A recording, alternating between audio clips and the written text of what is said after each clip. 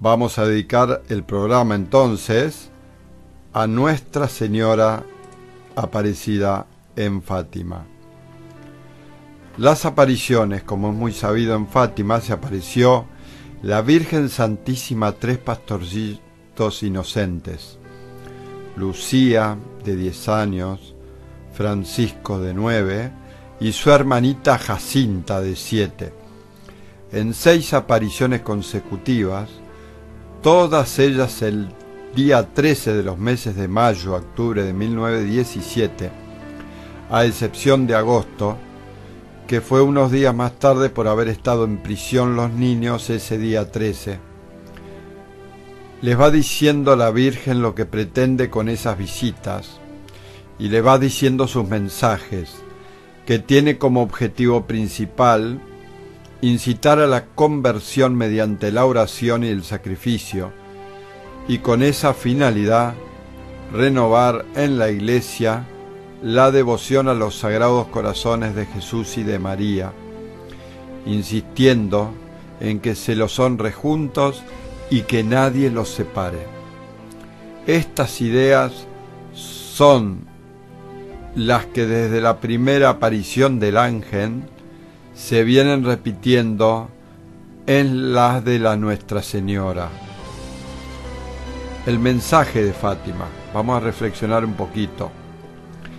Escuchemos lo que escribe Lucía en la tercera de sus memorias. Dice: poco tiempo antes de ir al hospital, me dijo Jacinta, ya me falta poco para ir al cielo. Tú te quedas aquí para decir que Dios quiere establecer en el mundo la devoción al Inmaculado Corazón de María. Cuando haya que decir eso, no te escondas. Di a toda la gente que Dios nos concede las gracias por medio de ese corazón inmaculado, que se las pidan a ellas, que el corazón de Jesús quiere que a su lado se venere el corazón de María, que nadie los separe, que pidan la paz a ese inmaculado corazón, porque Dios se le entregó a ella. Y sigue diciendo la niña Jacinta: si yo pudiese meter en el corazón de toda la gente la lumbre que tengo aquí en el pecho, quemándome y haciéndome gustar tanto de los corazones de Jesús y de María.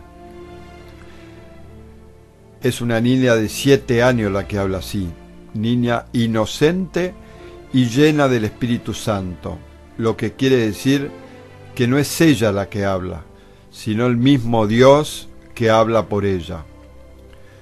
Conviene hacer resaltar que los 3 niños ven a la Virgen, Jacinta, Lucía, la oyen y solamente Lucía habla con ella. Lucía es pues la que dialoga y que más tarde transmitirá por escrito todo el mensaje de Fátima. El caso es que ninguno de ellos sabe leer ni escribir, y por eso, en la aparición del 13 de junio, la Virgen les dice que aprendan a leer y escribir. Es una recomendación que le hace, sobre todo a Lucía, para que se prepare a su futura misión de apóstol y evangelista del mensaje que les está comunicando, ya que a los 2 hermanitos, Francisco y Jacinta, se los llevará pronto al cielo, como se lo dijo en esa aparición. Sí, a Jacinta y a Francisco los llevo pronto, pero tú, Lucía, te quedas aquí por bastante tiempo, pues Jesús quiere servirse de ti para hacerme conocer y amar. Él quiere establecer en el mundo la devoción a mi corazón inmaculado, a quien la abrazare. Yo le prometo la salvación, y esas almas serán queridos por Dios como flores puestas por mí para adornar su trono. ¿Y que me quedo solita?, dijo Lucía con tristeza. No, hija, yo nunca te abandonaré. mi corazón inmaculado será tu refugio y el camino que te conducirá hasta Dios. Efectivamente, bien pronto quedó Lucía sola a causa de las enfermedades de sus primos y en manos de muchedumbres que iban a visitarla, poniéndola en serios peligros por los halagos y alabanzas que todos le tributaban. Vamos a hablar de Lucía. Por entonces nombraron obispo de Leiria a don José Alves, que había seguido en particular y con mucho interés los acontecimientos de Fátima, a cuyo obispado pertenece. La primera vez que, siendo ya obispo, visitó el lugar de las apariciones, encontró un hecho consolador al ver que a la capilla provisional allí levantada acudían multitudes fervorosas en actos verdaderamente cargados de fe y de piedad que él mismo lo emocionaron. Sin embargo, lo que le preocupaba al ilustrísimo señor era la situación difícil que atravesaba Lucía, única superviviente de las 3 niños. ¿Podía seguir dejándola en manos de personas piadosas? Sí, pero exaltadas, que la manipulaban como un objeto de escaparate. Después de tener un encuentro con Lucía y obtener el permiso de su madre, María Rosa, el asunto quedó resuelto. Lucía entrará interna en un colegio de Oporto. La entrevista de Lucía con el señor obispo fue breve, pero muy positiva. Lucía salió para Oporto el 16 de junio de 1921 por la mañana. Esta despedida la cuenta ella con estas mismas palabras. La víspera de abandonar mi casa, fui, con el corazón partido, a despedirme de nuestros terrenos, la Cova de Iría, el Cabezo, la Roca, los Balinjos, la iglesia parroquial, donde el buen Dios había comenzado la obra de su misericordia, el cementerio, donde dejaba los restos mortales de mi querido padre y de mi primo Francisco, que no podía olvidar. De nuestro pozo me despedía alumbrado ya por la luz de la luna y de la vieja era, donde tantas veces había pasado horas enteras contemplando el lindo cielo estrellado y las maravillas de la salida y puesta del sol. Todo me hacía recordar las bellezas de la naturaleza vividas en mi infancia. Lucía, a las 9 de la mañana, acompañada de su madre y de un familiar, llegaba a Leiria y luego de despedirse del señor obispo y de su madre querida, salía en tren para Oporto, acompañada de una señora responsable. Toda una noche de viaje y llega al asilo Van Zeller, fundado por la educación de niñas que dirigían las religiosas Doroteas.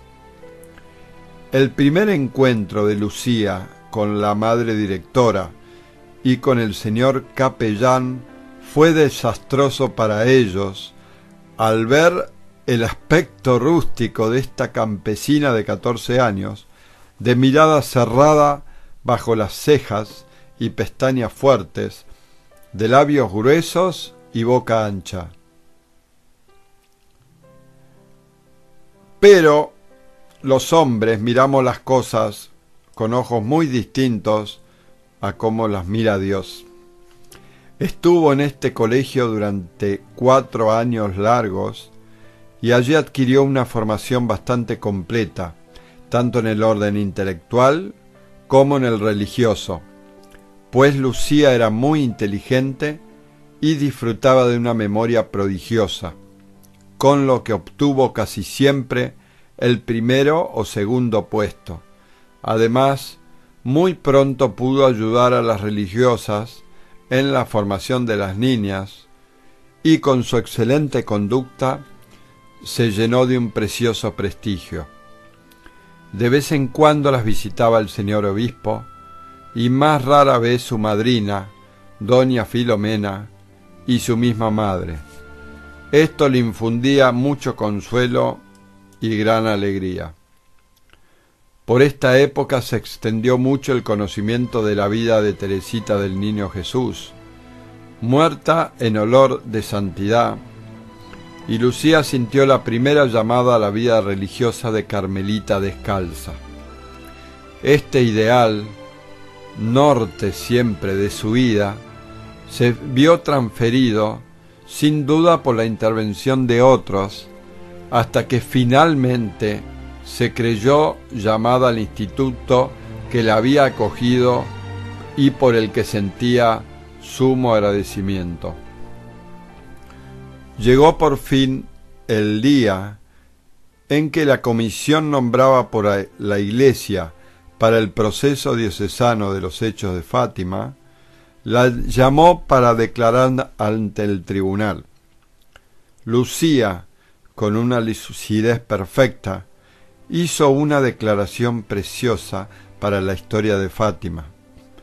Fue interesante que al final de la declaración el tribunal le preguntó si creía cierta la aparición de la Virgen Santísima, y Lucía contestó: «Tengo la certeza de que la vi y que no me engañé. Aunque me matasen, nadie me haría decir lo contrario». Vamos a hablar de Lucía en España. Este testimonio de veracidad lo dio Lucía el 8 de julio de 1924, un año antes de ir a España. Llegó a España el 25 de octubre de 1925. Dejemos que nos cuente ella misma los recuerdos de su llegada.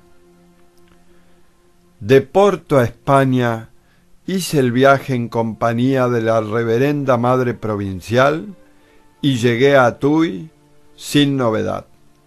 Al entrar en la casa, la Madre me llevó enseguida a la capilla y me mandó que me consagrase toda a Nuestro Señor.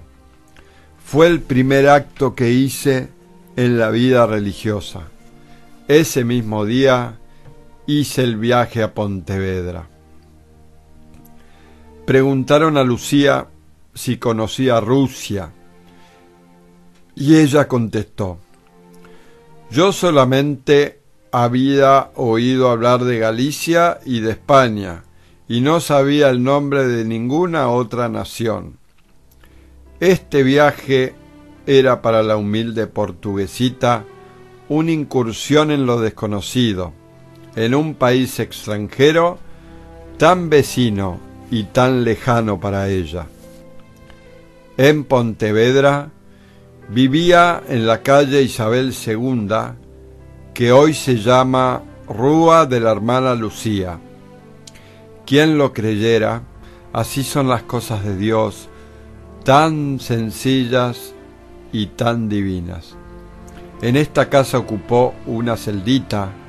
Hoy es un oratorio recoleto que las almas visitan con inusitado fervor, y allí rezan y piden y reciben gracias extraordinarias.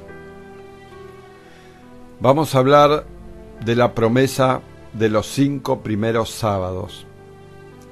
En esta casa de Pontevedra recibió la visita de la Virgen Santísima, que venía a cumplir la promesa que le había hecho en Fátima el día 13 de julio de 1917, hacía 8 años, de venir a pedirle la comunión reparadora de los primeros sábados y hacer la espléndida y gran promesa del corazón de María, de que quien confiese y comulgue 5 primeros sábados de mes consecutivos con las debidas disposiciones, obtendrá la salvación eterna. Y un mes más tarde, también en esta casa de Pontevedra, se le apareció el niño Jesús, que vino a confirmar la visita de su Madre Divina y a pedir a Lucía, con insistencia, que se propague esta devoción de los 5 sábados por todas las latitudes de la tierra. Nosotros, los españoles, debemos sentirnos santamente orgullosos de que vengan a nuestra España, primero la Madre y después el Hijo, a pedirnos esta sencilla y pequeña práctica salvadora de los 5 primeros sábados y tomarlo con calor, como cosa nuestra, y con toda decisión empezar a practicarlos enseguida el primer sábado de mes que esté a la vista. Ánimo, cristiano, que esto estás escuchando. ¿Quién sabe si los corazones de Jesús y de María están esperando esta nuestra decisión para salvar a España de una inminente hecatombe? Esto lo dice el hermano Ginés, a quien pertenece todos estos textos que estamos ahora refiriéndonos. Y el libro se llama La Madre. Ya lo vamos a decir al final. Hoy son muchísimos los pecados que se cometen en todas partes. Parece que el enemigo de las almas trabaja con más empeño que nunca, y hasta llega a introducirse no solo en el seno de las familias, sino en la misma vida religiosa. Ha llegado el momento de reaccionar, ha llegado el momento de salvar a España, a la Iglesia y al mundo entero. Cristiano que esto lees, anímate y con todas las energías de tu voluntad, lánzate a confesar y comulgar con fervor todos los primeros sábados de mes, y no solo tú, sino todos aquellos que con tu palabra y con tu ejemplo puedas arrastrar a cumplir esta eficacísima práctica salvadora.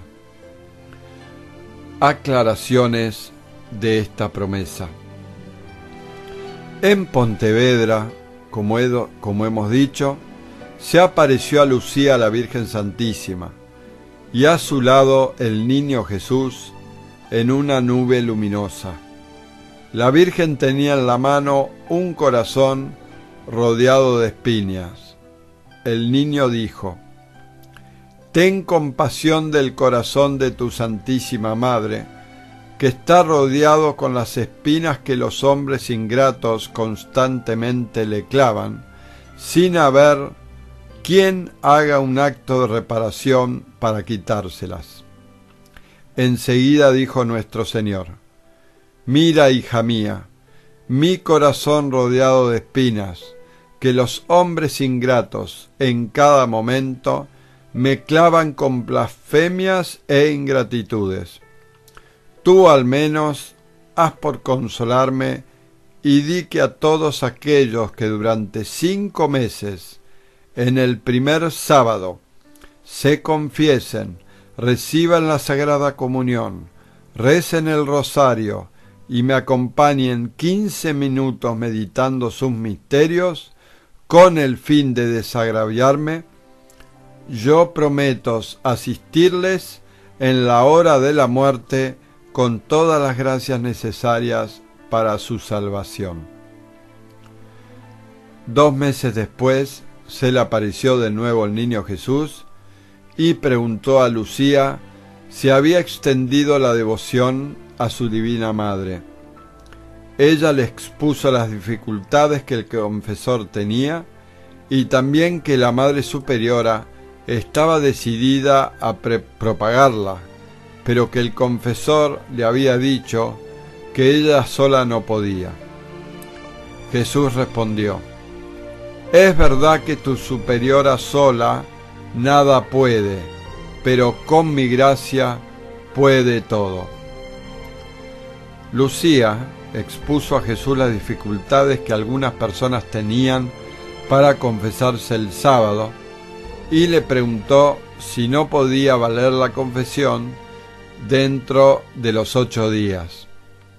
Jesús le respondió: sí, puede ser, y hasta de más días, con tal que, cuando me reciban, estén en gracia y tengan la intención de desagraviar al Inmaculado Corazón de María. Lucía preguntó: Jesús mío, ¿y los que se olviden de poner esta intención? Jesús respondió: pueden ponerla en la confesión siguiente, aprovechando la primera ocasión que tuvieran para confesarse.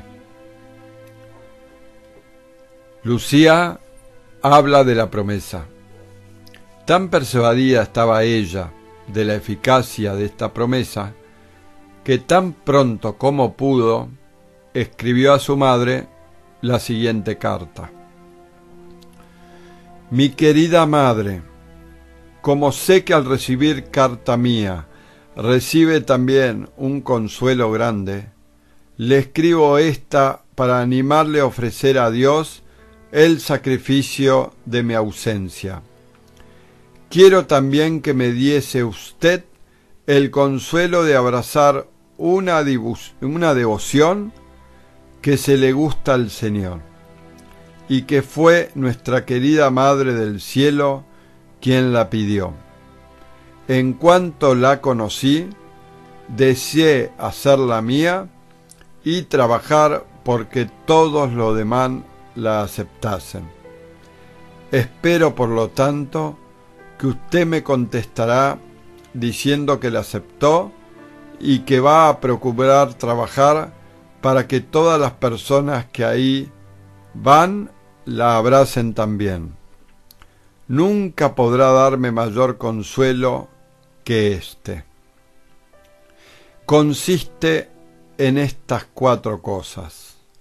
Primero, confesión. Segundo, comunión. Tercero, rezo del Santo Rosario.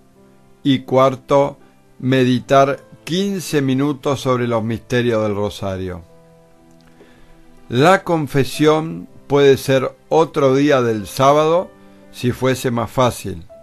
Lo que pudiera parecerle más difícil es el cuarto de hora de meditación, pero no lo es si nos fijamos en los misterios tan sencillos: la anunciación del ángel y la humildad de Nuestra Señora, que al verse tan exaltada se llama a sí misma esclava.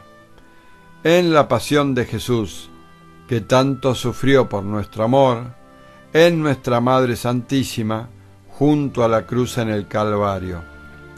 ¿Quién no puede en estos santos pensamientos pasar 15 minutos con la más tierna de las madres? Adiós, mi querida Madre, consuele así a nuestra Madre del Cielo y procure que otros muchos las consuelen también. De esta manera me dará a mí una incalculable alegría. Su hija, que la quiere mucho, María Lucía de Jesús. Resumiendo, recopilando los hechos y la doctrina de estas apariciones, se ve claramente que la Virgen Santísima pide a los 3 niños, y particularmente a Lucía, lo siguiente: la oración, principalmente a través de la práctica del Santo Rosario. El rosario es para la mayor parte de las almas que viven en el mundo su pan espiritual de cada día, y si puede ser, rezado en familia. La penitencia como verdadera conversión del corazón, y ante todo el cumplimiento exacto de las propias obligaciones religiosas y profesionales. Tercero, la devoción al corazón inmaculado de María, inseparable de la del corazón de Jesús, y vivida como consagración, intercesión y reparación. La Virgen pidió como prácticas especiales, primero, los 5 primeros sábados de mes, a cuya práctica va unida la gran promesa de la salvación hecha por el corazón de María, y segundo, la consagración de Rusia al corazón inmaculado de María, realizada por el Papa y todos los obispos, como remedio de conversión para ella y de paz para el mundo y para la Iglesia. La visión que tuvo Lucía en Tui el 13 de julio de 1929, ahora hace más de 50 años, cumplimientos de los que Nuestra Señora le había anunciado el 13 de julio de 1917, es como resumen, síntesis y culminación de todo el mensaje de Fátima que, como se ha dicho, empezó en Portugal y termina luego en España. La visión de Tui. Esta visión en Tui representa en un solo cuadro todo el misterio de nuestra salvación. La Santísima Trinidad, el Padre, origen y fin de toda la creación, debajo el Espíritu Santo, Espíritu de gracia, de amor y de vida, que une por toda la eternidad al Padre con el Hijo, principio de la vida y de la gracia en la creación y en la salvación, el que forma a la Inmaculada y la hace Madre de Dios por medio de la encarnación y derrama su gracia sobre la Iglesia, procurando la santificación de todo el cuerpo místico. Por debajo, en la cruz, el Hijo hecho hombre, inmolándose por la humanidad, derramando su sangre para pagar la deuda de todos los pecados del mundo. Parte de la sangre corre por encima de una hostia, el cuerpo sacramentado de Cristo, y es recogida en un cáliz para que sirva como precio de rescate y de bebida de los redimidos. Al lado está María, la omnipotencia impetradora que suplica por la humanidad, representada en Lucía, que está delante de rodillas. Al otro lado discurren desde la cruz sobre el altar las palabras consoladoras, gracia y misericordia. Después de esta visión, Lucía oye una voz que pide la cosa más apremiante en estos tiempos: la consagración de Rusia al corazón inmaculado de María, hecha por el Papa y toda la jerarquía en un mismo día, como premisa y condición para la conversión de esta nación. Pues ha sido voluntad de Dios que estuviera encomendada esta conversión a este corazón inmaculado de María, introducida en el misterio de la Santísima Trinidad como Madre de Jesucristo, esposa del Espíritu Santo e hija de Dios Padre. Señores teólogos, esto no es un sueño y mucho menos un invento de una monja. No alcanza su fantasía a estas grandezas trascendentales. A los humildes Dios revela los misterios de su reino. Convertida Rusia, el comunismo termina, el mundo se convierte y vendrá el triunfo del corazón inmaculado de María, y con él el reinado de Cristo de su corazón. He aquí la importancia de la visión en Tui. Consagración de Rusia al corazón inmaculado de María, Tui, junio de 1929. Lucía lo escribió así: por esta época me avisó nuestro Señor que era llegado el momento de participar a la Iglesia su deseo de la consagración de Rusia y la promesa de su conversión. La comunicación fue así. Yo había pedido y obtenido permiso de mis superiores y de mi confesor para hacer hora santa de 11 a 12 de la noche de jueves a viernes. Estando una noche sola, me arrodilló en la balaustrada en medio de la capilla para rezar postrada las oraciones del ángel. Sintiéndome cansada, me enderecé y continué rezándolas con los brazos en cruz. La única luz era la de la lámpara. De repente se iluminó toda la capilla y con una luz sobrenatural y sobre todo el altar apareció una cruz de luz que llevaba hasta el techo. En otra luz, más refulgente, se veía sobre la parte superior de esta misma cruz el busto de un hombre. Sobre el pecho una paloma de luz y clavado en la cruz el cuerpo de otro hombre. Un poco más abajo de la cintura, suspendido en el aire, se veía un cáliz y una hostia grande sobre la cual caían gotas de sangre. Esta sangre venía de la mejilla del crucificado y de una herida que tenía en el pecho. Resbalando estas gotas por la hostia, caían dentro del cáliz. Debajo del brazo derecho de la cruz estaba Nuestra Señora con su inmaculado corazón en la mano. Era Nuestra Señora de Fátima, con su corazón inmaculado en la mano izquierda. No tenía espada ni rosas, sino una corona de espinas y llamas. Debajo del brazo izquierdo, unas letras grandes como si fueran de agua cristalina, que corriese por encima del altar, formando estas palabras: gracia y misericordia.